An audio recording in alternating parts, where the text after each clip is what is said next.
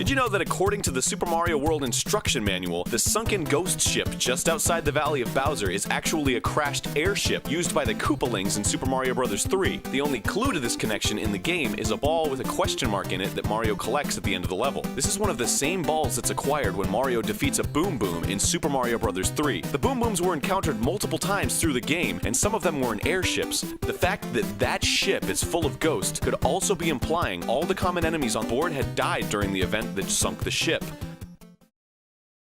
In Super Mario Galaxy 2, if you switch to first-person view in the Shiverburn Galaxy during the missions Prince Picante's Peppery Mood and Octo Army Icy Rainbow Romp, then look up at the cliffs and the scenery, 3 shadowy figures can be seen staring down at you. As you progress through the level, if you stop and look up to the left at any point, they'll be there as if they're following you. You can't go closer to inspect them. You can't even reach them by hacking the game, as they appear to be a texture that's always rendered at a fixed distance from Mario.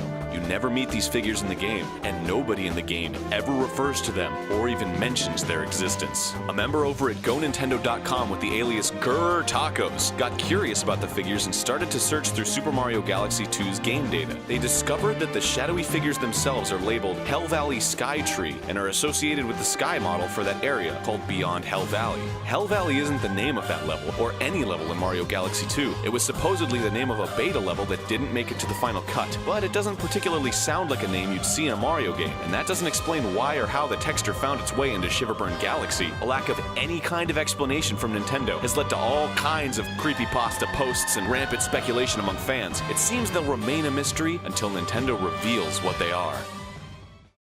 The official story for the original Super Mario Bros. Game contains a dark secret. According to the game's instruction booklet, one day the Mushroom Kingdom was invaded by the Koopas, a tribe of turtles who used their black magic to transform the Mushroom People into stones, bricks, and even plants. The only person who can undo the Koopa spell is Princess Toadstool, who's being held captive by Bowser. Completing the game and freeing Princess Toadstool ensures the curse is lifted and all the residents that survived are transformed back. It sounds fairly tame, but think about what you actually do as Mario in the game. Shatter hundreds of brick blocks. You unwittingly massacred hundreds of innocent toads.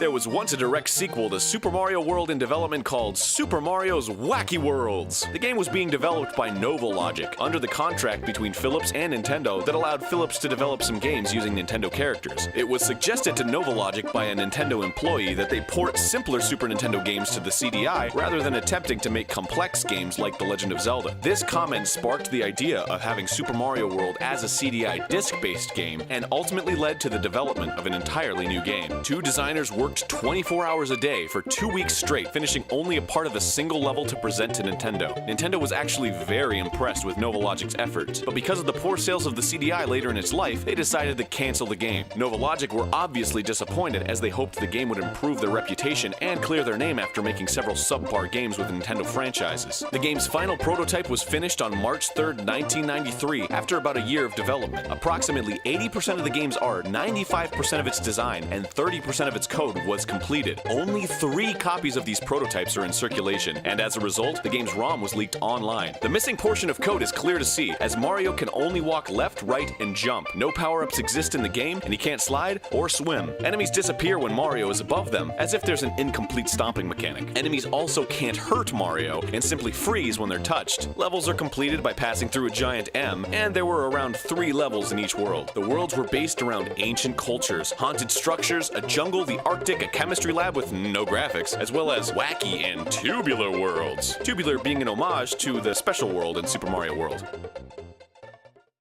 Vivian, one of Mario's party members from Paper Mario: The Thousand-Year Door, was actually born a man. The earliest translation we could find of the Japanese text was from themushroomkingdom.net in May 2005. Vivian's party member description roughly translates to one of the Shadow Group. Vivian appears to be a girl, but is really a boy. There's also Goombella's tattle ability. When speaking about Vivian, Goombella will say, "That's Vivian of the Shadow Group. She's the youngest sister. Brother. Some dialogue has confused fans as to whether Vivian was born a man or a woman. One of Vivian's two sisters, Bedlam, uses the term majotachi when referring to Vivian and her sisters as a group. Majotachi means a group of sorceresses, but this could just be because it's considered proper to refer to transgender persons as whatever gender they identify themselves as. Her sisters also refer to her as a man, though that could be meant as an insult. At the end of the game, Goombella concludes that Vivian is a woman. What's overlooked about this particular statement is that it could be vindication for Vivian, identifying her as a woman after her struggles with gender identity and ridicule from her sisters. While the English version was heavily censored, removing all traces of gender issues, other translations of the game stayed true to the original Japanese story. The Spanish version was practically unchanged, and the Italian version stated that Vivian was a woman but had previously been a man. That's all for today, but don't forget to subscribe to us on YouTube and follow us on Facebook and Twitter. Make sure you also check out digiknowgaming.com, where we post gaming trivia multiple times a day, every day. If you like this video, check out our other videos. And hey, if you want more Mario, you should go over to Game Grumps. We're playing Mario Party. Mario Party 4. Come party with us.